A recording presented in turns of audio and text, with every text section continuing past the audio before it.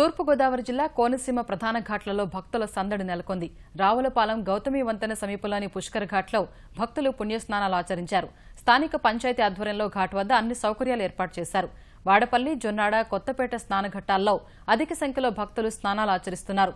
స్వచ్ఛంద కార్యకర్తలు భక్తులకు పాలు, పులిహోర అందిస్తున్నారు. జయ మంగళవర మహిమల గోదావరి, నీ జలముల సిరులొలికెను ఆంధ్రావని.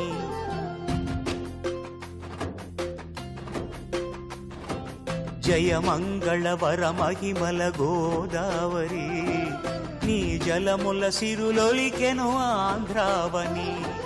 సుధా మధుర మహానదివి సురసేవిత గౌతమి నీవే.